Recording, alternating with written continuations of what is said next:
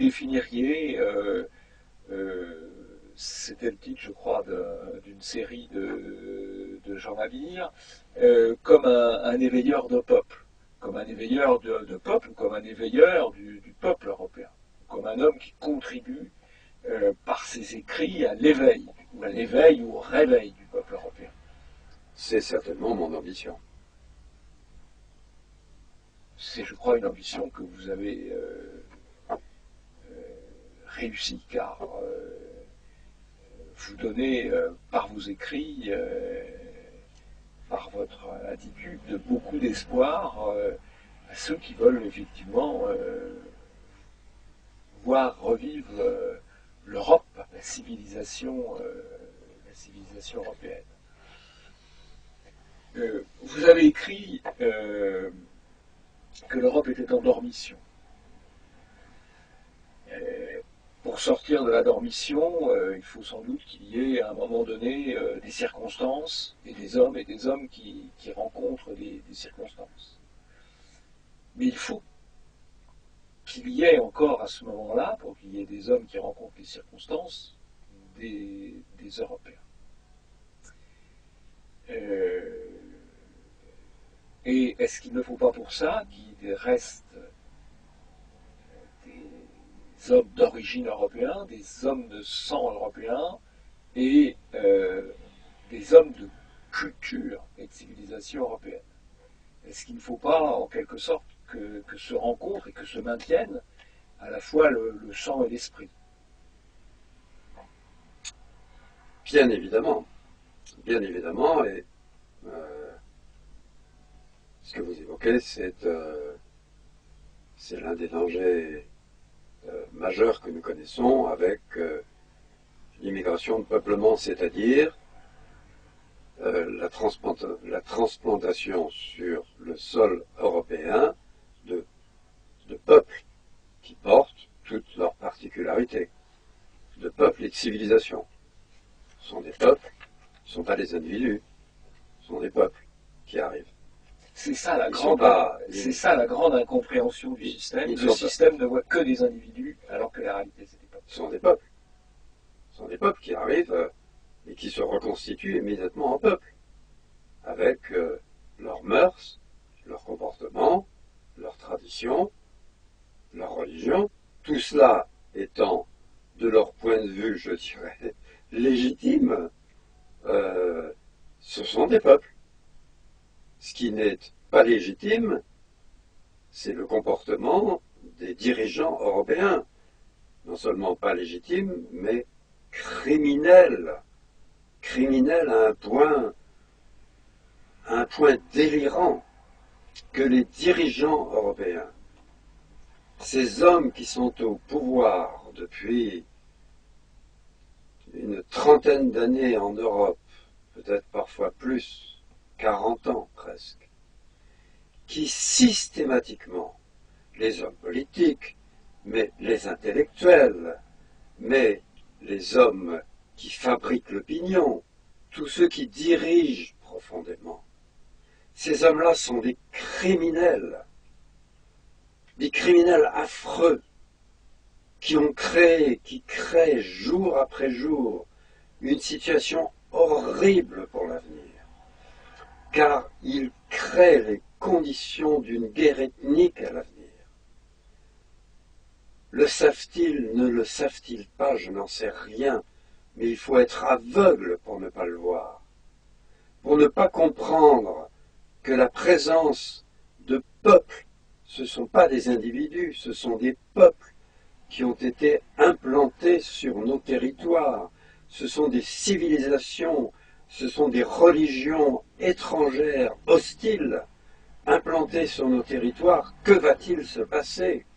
Il va se passer nécessairement qu'un jour, les Européens vont se révolter. Et il va se passer des choses atroces, horribles à ce moment-là. Et les responsables, ce sont les hommes qui ont été chantés, magnifiés depuis 30 et 40 ans comme merveilleux, ces hommes admirables qui étaient au pouvoir et qui aujourd'hui encore sont présentés comme étant les hommes dignes de respect. Ces hommes-là sont ignobles. Ces hommes-là sont des criminels. Et l'avenir les considérera comme des criminels. Ces hommes ont fait le malheur des générations futures. Et les générations futures maudiront ces hommes-là. Car ces hommes-là auront amené des malheurs atroces. Et ce ne sont pas les Européens de l'avenir qui seront contraints d'agir et de se défendre qui seront responsables. Ce sont les hommes de ces générations, ce sont les dirigeants de ces générations, les uns après les autres, qui auront amené le malheur de façon criminelle, qui sont les responsables. Alors, est-ce qu'au-delà de ces responsabilités de politique, qui je crois connaissent la situation, car ils ont les éléments de la connaître, et donc ils se ferment les yeux, est-ce qu'au-delà, il n'y a pas un véritable problème philosophique entre ceux qui viennent pour nous remplacer, le grand remplacement, comme dit Camus, qui font peuple, effectivement, qui font peuple entre eux, alors que les Européens, si je puis m'exprimer, font individus entre eux. C'est-à-dire qu'il y a d'un côté des peuples et de l'autre des individus. Est-ce que l'enjeu, c'est pas de reconstituer effectivement les individus européens comme peuples? C'est en effet ce qu'il faut faire. Et il y a parfois des ambiguïtés ou des imprévus. L'une des difficultés que nous avons, nous, Européens, comparé à ces peuples qui ont été transplantés chez nous et qui arrivent avec leur religion, leur tradition, leurs mœurs, et qui en sont très conscients. Ils sont très conscients de constituer des communautés conquérantes, même s'ils n'utilisent pas les armes qui sont celles de la guerre pour le moment. Ils utilisent les armes de l'esprit, qui sont déjà des armes puissantes, ce sont les premières, les plus puissantes d'ailleurs. En face, les Européens sont en effet des individus séparés. C'est le résultat de l'évolution de nos sociétés depuis longtemps, le résultat de politique, etc. C'est le résultat aussi, il faut bien le dire, d'une tradition religieuse qui est propre aux Européens. Il se trouve que les hasards de l'histoire ont fait que notre religion, la religion dominante pour ceux qui ont une religion, la religion dominante est le christianisme. Le christianisme, c'est une religion qui est individualiste, elle ne connaît que des individus, elle ne connaît pas les communautés, et c'est une religion qui est universaliste, c'est-à-dire qu'elle considère que tous les hommes sont semblables et tous les hommes sont frères. Ce n'est pas la religion d'un peuple, ce n'est pas la religion des Européens en tant que peuple, elle ne dit pas je parle pour les Européens, elle parle pour tous les hommes, y compris ceux qui sont africains, qui sont asiatiques, enfin qui n'ont rien d'européen. Et c'est pour nous, Européens, une fragilité, une cause de fragilité immense. C'est-à-dire que nous n'avons pas une religion identitaire, pour dire les choses clairement. Par chance, nous avons une histoire qui est identitaire. Et nous devons travailler, je m'y efforce quant à moi, à réveiller notre mémoire identitaire. Nous ne pouvons pas créer une religion. Une religion, ça ne se crée pas comme ça. Nous n'allons pas créer du jour au lendemain une religion identitaire. Mais nous pouvons créer ou recréer, réanimer notre mémoire identitaire. Par ailleurs, il est possible que, au sein du christianisme tel qu'il est, et au sein des chrétiens, en tout cas, tels qu'ils sont, il est possible qu'ils qu'ils en donnent parfois une interprétation qui est complètement hérétique et complètement en contradiction avec le fond même des dogmes et de l'enseignement de cette religion, pour en donner une interprétation presque identitaire. Ça, c'est tout à fait possible. Et il est possible que l'on se retrouve à l'avenir avec une portion de chrétiens qui sans très bien comprendre ou savoir les choses, auront donné de leur religion une traduction ou une interprétation identitaire européenne. C'est tout à fait possible. C'est vrai que dans l'histoire ou dans l'histoire de l'art, on trouve cela. Par exemple, les vierges flamandes ou les vierges italiennes de la Renaissance sont extraordinairement européennes. Ben, c'est une constante. Elles ne ressemblent évidemment pas à des femmes qui ont certainement toutes leurs qualités et leurs attraits, mais les femmes du Moyen-Orient, du monde hébraïque ancien, le visage qui leur a été donné sont des visages européens. C'est vrai pour le Christ. Non seulement leur visage, mais aussi leur habillement, leur liberté d'être est totalement à l'opposé, effectivement, de la représentation orientale. Totalement. Elles ont été transformées par les artistes européens avec l'assentiment de l'Église, assentiment conscient souvent, parce qu'il était nécessaire de parler aux Européens. Il était nécessaire donc de leur présenter des modèles qui soient acceptables par les Européens. Par ailleurs, le rôle des artistes est très important. Quand je regardais il y a peu de temps de nouveau les fresques de Michel-Ange, les fresques de la chapelle Sixtine, mais nous sommes dans un univers qui est celui du paganisme ancien, même quand les scènes sont tirées des interprétations bibliques.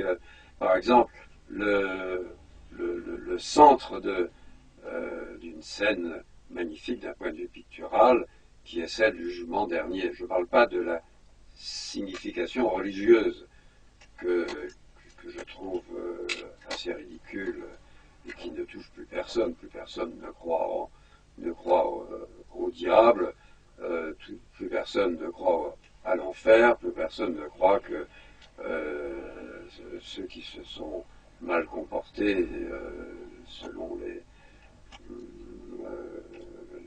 schémas chrétiens vont griller pendant des siècles et une éternité en enfer.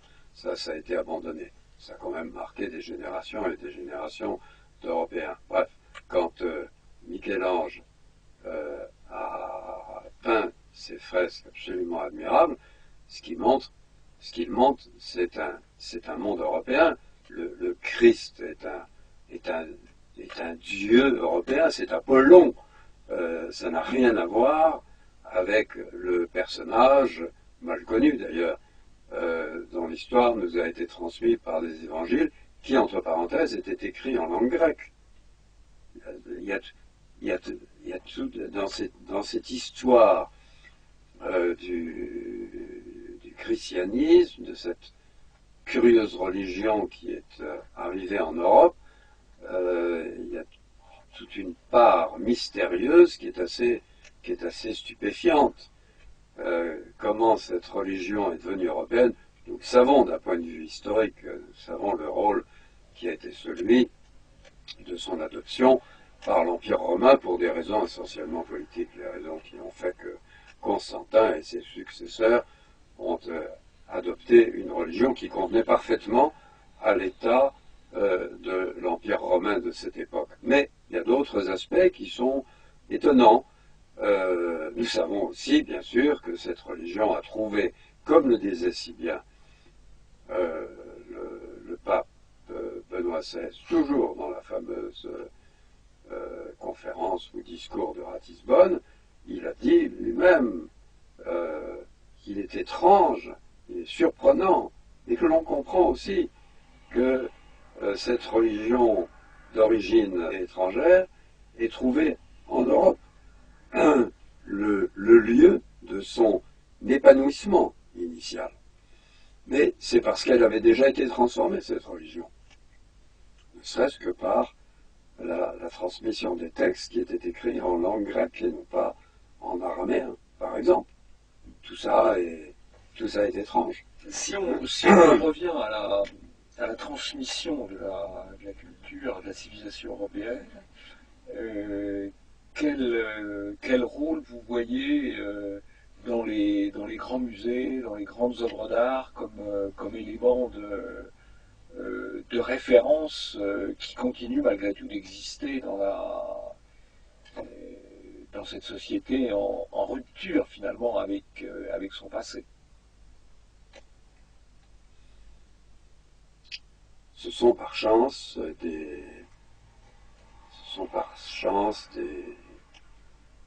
grandes préservations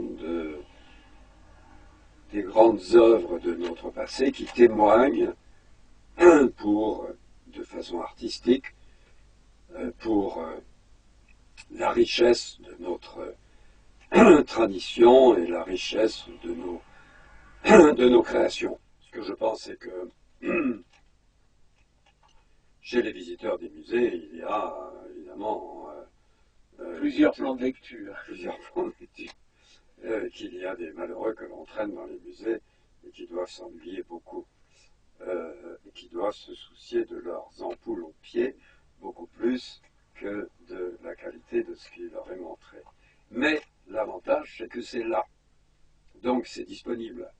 Et ensuite intervient le mystère des comportements individuels qui fait que certains enfants ou adolescents ou adultes, tout à coup, vont être frappés par la beauté d'une œuvre ou de plusieurs œuvres et vont avoir une révélation. C'est ça la révélation.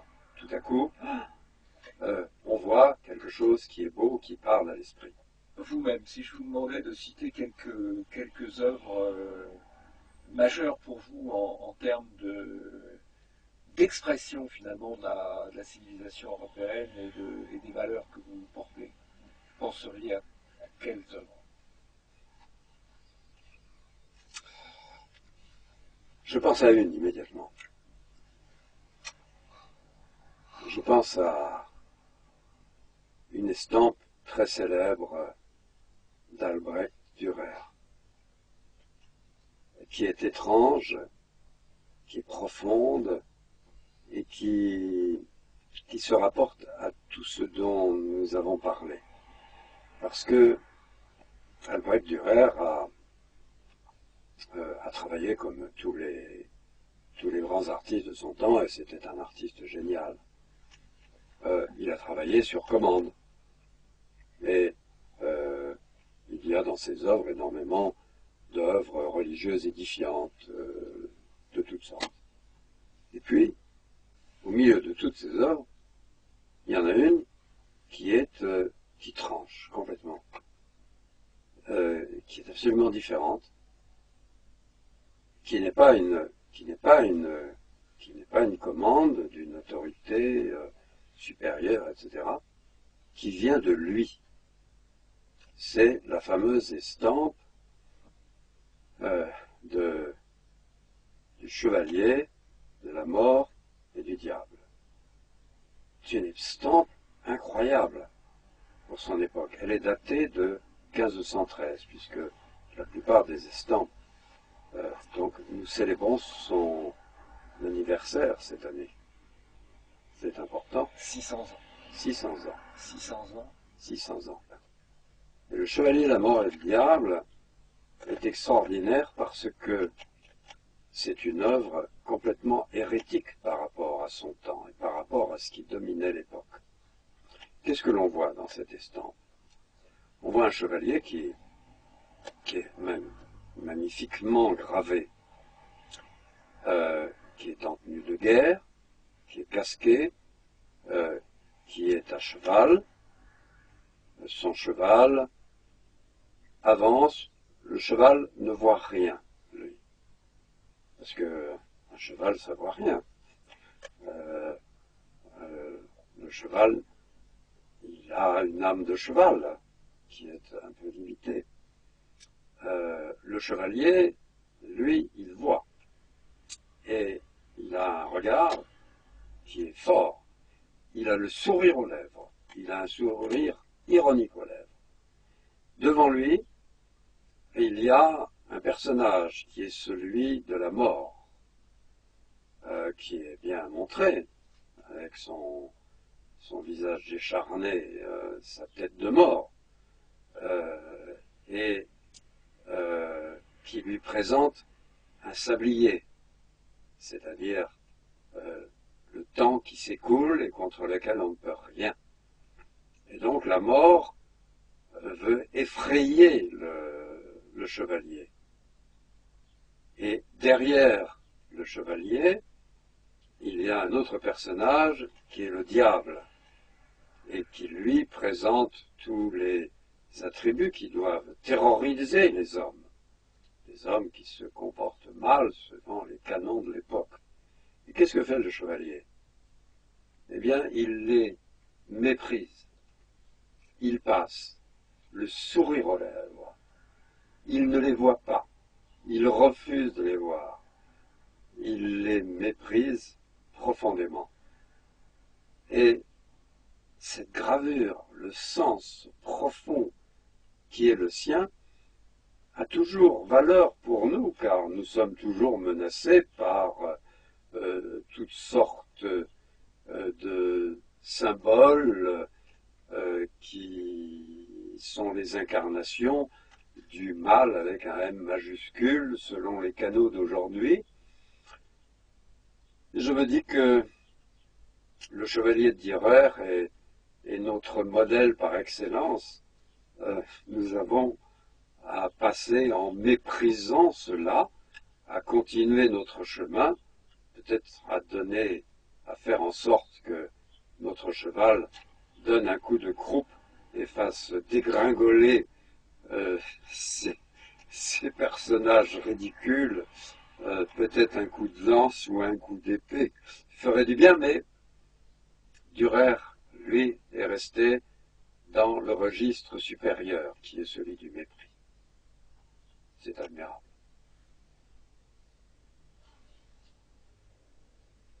Il venait à ce que les hommes comme vous, qui sont attachés à la civilisation européenne et à l'Europe de manière plus générale, ne sont pas placés pour des raisons de conjoncture politique dans des situations difficiles par le fait que l'Union européenne est un formidable repoussoir à l'Europe.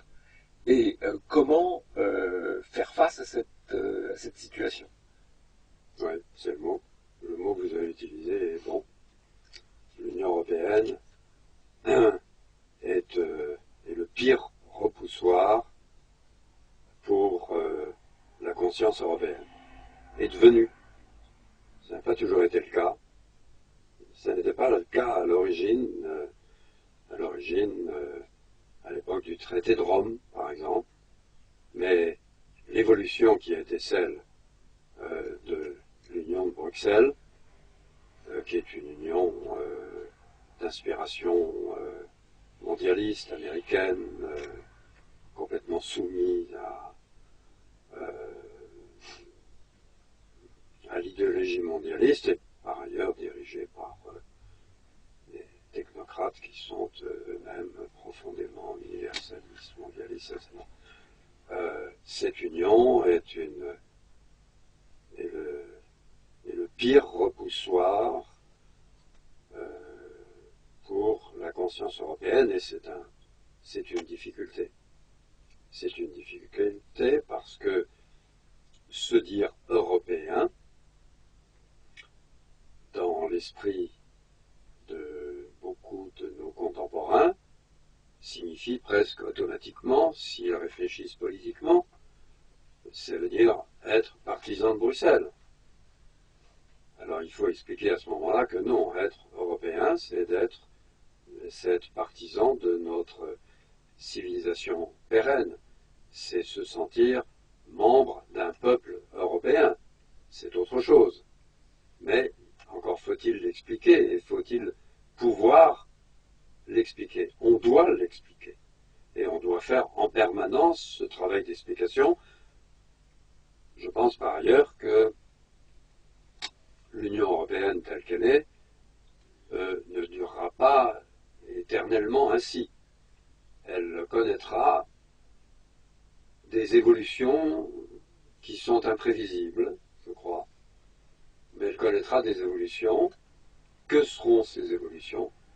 Est-ce que ces évolutions conduiront, par la force des choses, devant des crises, des difficultés qui feront que tel ou tel pays européen participant, et au sein de ces pays participants peut-être des hommes politiques, sait-on jamais, tout à coup se sentiront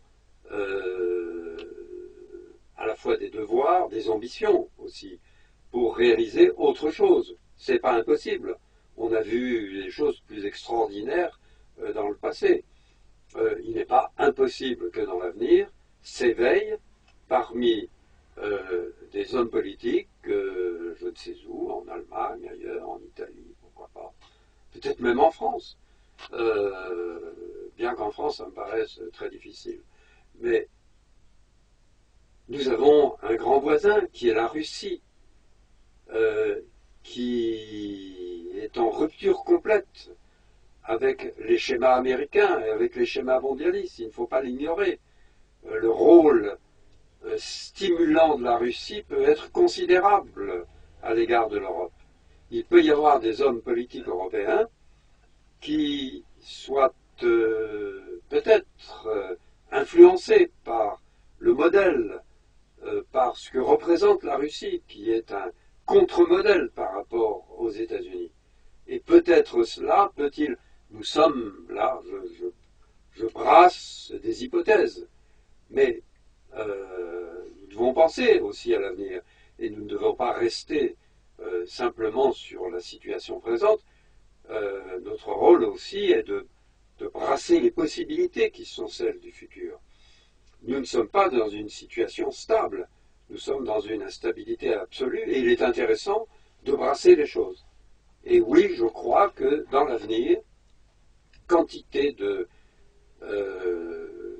d'imprévus historiques, et l'histoire n'est faite que d'imprévus, des imprévus historiques peuvent faire que des hommes politiques que nous ne connaissons pas actuellement ou que nous connaissons sous un visage particulier pourront se révéler européens au sens profond et véritable et pourront prendre, pourquoi pas, à ce moment-là des initiatives qui seront la disparition de cette fausse Europe de Bruxelles pour imaginer ou pour jeter les bases d'un futur État européen, d'une future République européenne. Ça n'est pas impossible. Et d'une République européenne qui serait totalement identitaire, qui aurait comme vocation de protéger les peuples européens, les traditions européennes, et y compris, bien entendu, les traditions nationales, mais au sein d'un ensemble étatique européen. Ça n'est pas du tout impossible. C'est une perspective d'autant plus imaginable que désormais nous avons un voisin qui est un voisin possédant un État puissant, la Russie, et qui à sa façon est identitaire russe et qui n'est pas du tout mondialiste, qui a rompu définitivement avec l'international, n'est-ce pas? Ce qui fait partie des imprévus de l'histoire, quand même. C'est même un renversement. C'est un renversement incroyable. Y compris sur tous les plans, quand aujourd'hui on est amené, par exemple, à localiser certaines vidéos sur un site d'hébergement russe, parce que la Russie protège davantage les libertés que nous, ce qui est évidemment un peu surprenant pour ceux qui ont connu l'époque de l'Union soviétique et du monde et du mur de Berlin. Voilà, c'était imaginable. Je pense à des hommes plus âgés que moi, que j'ai connus et pour qui j'avais de l'estime, qui étaient profondément anticommunistes et qui n'ont pas vu l'effondrement du communisme et qui sont morts en imaginant que le communisme était éternel. Eh bien, il ne l'était pas éternel. Il s'est effondré. Ça fait partie des imprévus de l'histoire. L'histoire n'est pas prévisible. L'histoire change en permanence. Et la situation qui est celle de l'Europe aujourd'hui ne sera pas vraie demain. Ce qu'elle sera exactement, je n'en sais rien évidemment, mais les perspectives que nous évoquons, celles de la création d'un État authentiquement européen, identitaire européen, protecteur des peuples, protecteur de nos traditions nationales, ça n'est pas impossible. Il y a une question qu'on peut se poser par rapport à ce réveil européen ou ce réveil du peuple. On peut imaginer, on voit d'abord des éléments du côté de la souffrance des peuples, on voit des éléments de prise de conscience, de conscience intellectuelle. On peut imaginer que les circonstances joueront un rôle, mais on a aussi l'impression que la société actuelle est dans un état de torpeur. Vous avez utilisé le mot dormition, et qu'au fond, cette torpeur atteint un peu tout le monde. Qu'est-ce qu'il pourrait faire en dehors des circonstances, en dehors, qu'est-ce qu'il pourrait faire, qu'est-ce qu'il faut faire, qu'est-ce qu'il faut envisager pour permettre ce réveil, cette sortie de la dormition, pour rompre avec cette torpeur? Oui, je crois que c'est une question importante, une question que l'on peut se poser, et nous avons des précédents historiques qui montrent que dans des situations de ce genre, il est parfois nécessaire que des hommes se sacrifient en quelque sorte, pour tout à la fois pour authentifier leurs paroles. Sacrifice, ça veut dire sacrifier sa vie, ou mettre sa vie en jeu d'une façon ou d'une autre, sa propre vie, pas celle des autres, la sienne. Sacrifier sa vie pour authentifier ses paroles et pour créer aussi peut-être un choc qui montre que il est des valeurs plus importantes que la vie individuelle et que la vie individuelle peut être mise en cause ou peut servir d'instrument pour éveiller les consciences endormies et pour sortir de cet état de torpeur que vous évoquez à juste titre. Je pense que, de façon exceptionnelle, peut-être le sacrifice ou les actions sacrifiées seront-elles nécessaires.